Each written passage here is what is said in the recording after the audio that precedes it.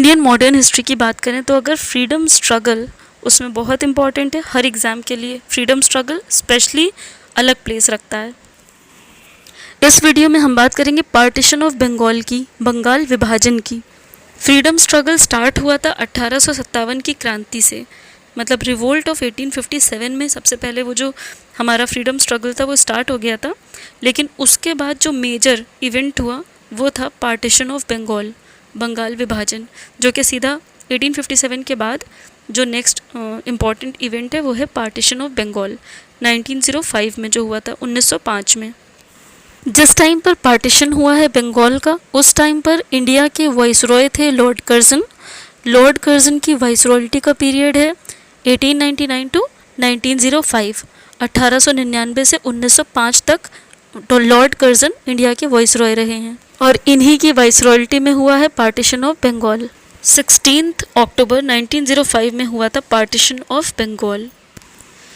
Britishers के according ये partition हुआ था एडमिनिस्ट्रेटिव ईज़ के लिए, उनको एडमिनिस्टर करने में मुश्किल हो रही थी क्योंकि बंगाल एक बहुत ही बड़ा एरिया था।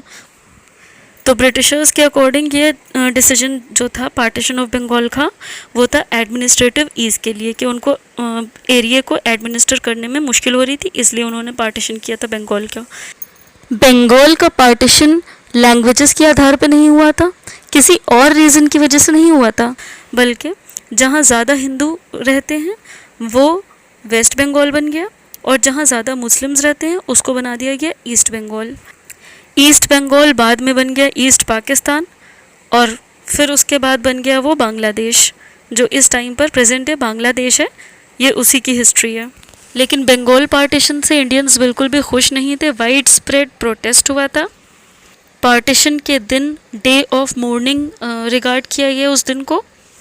रविंद्रनाथ टैगोर ने बहुत ही फेमस एक सॉन्ग लिखा है अमार सुनार बांग्ला उस टाइम पर, जो कि बाद में बांग्लादेश का नेशनल एंथम बन गया, अमार सुनार बांग्ला।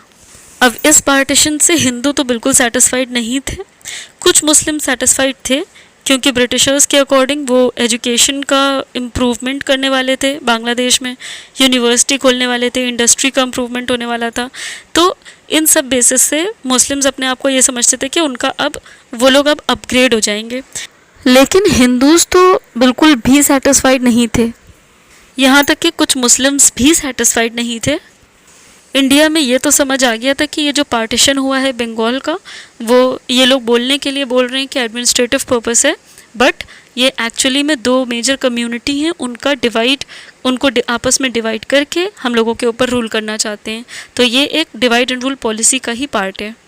इसलिए इंडिया में जगह जगह प्रोटेस्ट भी हुआ था। स्वदेशी मूवमेंट एंड बॉयकॉट मूवमेंट, ये दोनों मूवमेंट पार्टीशन ऑफ बंगाल के बाद ही पार्टीशन ऑफ बंगाल को रोकने के लिए ही किए गए थे।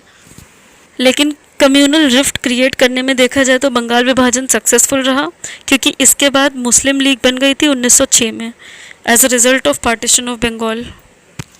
Okay, let's revise main points. क्या था पार्टीशन ऑफ बंगाल, कब हुआ था? 16 अक्टूबर 1905 में। उस टाइम पर वाइसरॉय ऑफ इंडिया कौन थे? Lord Curzon. लॉर्ड कर्जन का वाइसरॉयल्टी पीरियड क्या था? 1899 टू 1905। इस टाइम पर रविंद्रनाथ टैगोर ने फेमस सॉन्ग लिखा था अमार सुनार बांग्ला, जो कि later on it became national anthem of Bangladesh. ठीक है, ईस्ट बंगाल और वेस्ट बंगाल पार्टीशन जो हुआ था वो वेस्ट बंगाल अभी वेस्ट बंगाल है और ईस्ट बंगाल इस टाइम पर प्रेजेंट है बांग्लादेश है। पार्टीशन के टाइम पर कैपिटल थी कैलकाटा और 1911 में कैपिटल बन गई दिल्ली। मतलब इंडिया के कैपिटल के बारे में बात हो रही है, वेस्ट बंगाल या फिर ईस्ट बंगाल के कैपिटल की नहीं, इंडिया के कैपिटल की बात कर रहे हैं। वीडियो ज़रा भी यूज़फुल लगे तो चैनल को सब्सक्राइब ज़रूर करें, शेयर करें फ्रेंड्स के साथ। नेक्स्ट मूवमेंट है स्वदेशी मूवमेंट, जिसके बारे में नेक्स्ट वीडियो में बताएंगे।